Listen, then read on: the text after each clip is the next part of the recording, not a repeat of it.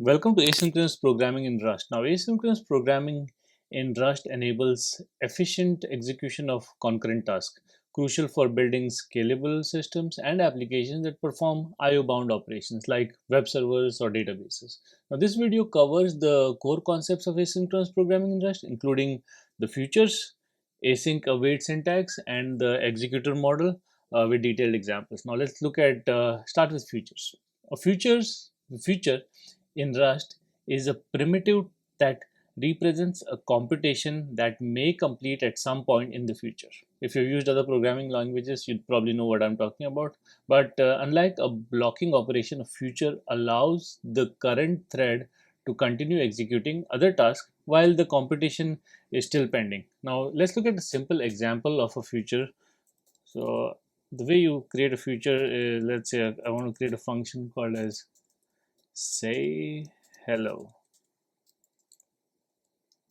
Now, since it's in this case, we have hello world, let's say let's start. In this case, since we have specified async here, now this function is marked with async and returns a feature. So this feature, when awaited, will execute the body of say hello. So it doesn't run immediately, but depending on when it's called, it will run it. Let's look at async await syntax now to understand more on that part. Now, the async keyword transforms a block of code into a feature that can be paused and resumed, making asynchronous code easier to write and understand. Now, the await keyword, on the other hand, is used to pause the execution of the current feature until another feature completes, making it look like synchronous code. Let's look at a await feature. So, for example, have this async function get two websites. So I'm going to fetch web codes inside this. I'm going to write entire code. Nope, I will not. But what I'll do, why is it?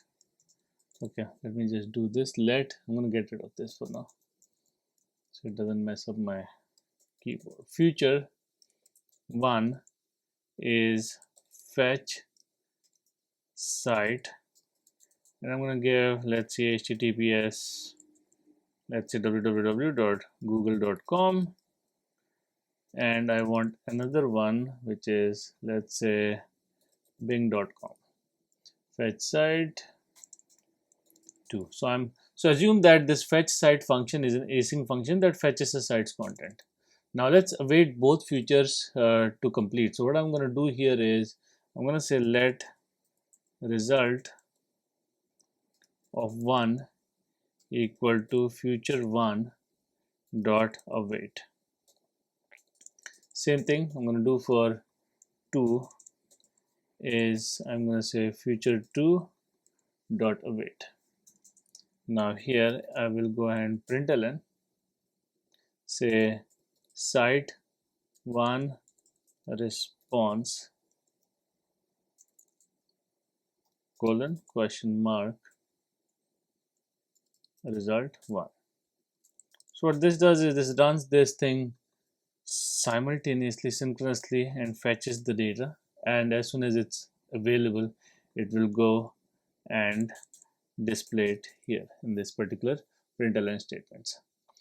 Next, we can look at Executor. An Executor is responsible for running async tasks to completion. Now, Rust standard library does not provide an executor. Instead, it creates like Tokio and Async STD offer their own executors and additional asynchronous features. Now, let's look at how we can use the Tokio as an executor. To use Tokio, you'll typically start by adding it to your cargo toml, and then you can spawn task onto the Tokio executor. Now let's look at how we can actually create a function, async function main. Now if you want to use this dependency, you'll probably have to add it to your toml file. I'm going to skip that for now, but I'll go directly to this, and I'm saying that I'm using that Tokio here, and inside here I'm going to say let future equal to say hello, our previous async function, that we had created, which don't have it right now, but this is how you can use an executor. Now next, let's talk about combining asynchronous operations. Now Rust async ecosystem provides several utilities to run multiple asynchronous operations concurrently or in sequence, such as futures join for concurrent execution. Now let's look at how that works. So I'm going to use create an async function, get many sites, why just two, and inside that, since I had those code ready, let me just make sure that I have them here. Let's say I want to get from Google, I want to get Bing, and I want to get Yahoo, three different websites I want, and then I can say let result one, actually I can make it a tuple, a result 2 and result 3 in a tuple. Get it by doing futures join and pass, make sure that it's never is there, future 1,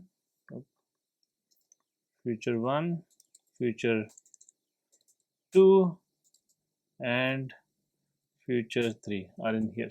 So this is how you can like combine asynchronous operations together using the futures join function, and you can print the results if you want after this 1 2 3, and you'll probably have that. Now error handling in async code, it's one of the interesting parts because you need to figure out where the error actually happened. Now handling errors in asynchronous Rust code follows similar patterns to synchronous code. You can use using result types and the question mark operator within async functions. If you don't know what I'm talking about, you can go back to the error handling video. Now let's look at an async error handling. So let's say I have let's rewrite some of the stuff. Fetch site, and it takes a parameter of URL, which is a string, and it gives back a result string request error. So this is how you can use that error handling result object. In here I can say let res equal to request get URL based on what is passed, and I can call the await, which might have a error. If doesn't, let's take the text, also add an await next to it. So this is how you can have your code return for handling async errors. Now from this video, what you learned is like async programming in Rust facilitated by futures and the async await syntax allows developers to write non-blocking code that is both efficient and easy to understand. By leveraging executors and asynchronous utilities, you can create highly scalable and performant applications. Understanding the pattern and principle of async programming in Rust for working with modern input-output bound and concurrent applications. So this is what we have learned here, and if you have any questions, ping me up. You can write comments below, and I'll get back to you. Thank you.